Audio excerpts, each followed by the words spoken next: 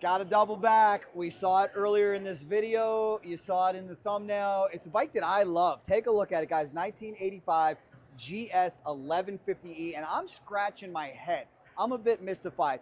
This bike was like a Rolex in terms of engine. One of the best engines of all time. We know it is still the choice of most racers in the sport of motorcycle drag racing. It's incredible. 16 valve head, double overhead cam, had the full floater suspension, had some upgrades from the previous GS 1000. Here's my big question, Clay. I was astounded that this bike did not meet a $5,000 reserve. How does that happen? Why is there no collectability here? Were these overproduced? Are we just not there yet? That I don't expect a GS 1150E to be a Z1. I don't expect it to even be a KZ, but I mean, $5 grand? Come on. Yeah, this one is a bit of a head scratcher, but you know, only 4,800 miles on it.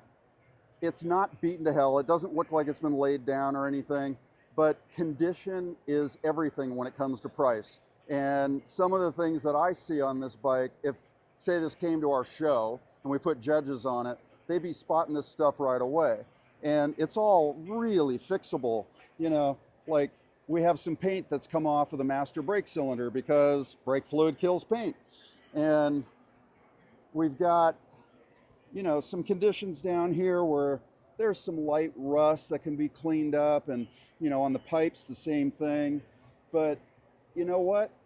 This would be a great daily rider or a base for somebody who's trying, like you say, to build a drag bike, right? Yeah, and what we've seen with some of our other bikes is there's a lot of collectability in original. Maybe this one is still too new in 1985 that they're going to pick it apart. Like you're saying that, you know, if it was 73 Z1, you would probably tell the guy not to touch anything, right? Yeah. To leave it original. But so if I had to put a value on this, you said it didn't clear $5 grand. Is didn't that clear? I think it stalled out at $5 grand. The reserve was 5,500, I believe. So okay. that's why it's here at the Big Goes On.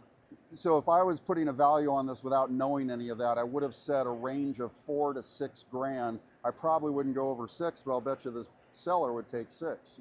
And you know, even at $6 grand, this is one hell of a bike. It is. You know, it's a lot of machine.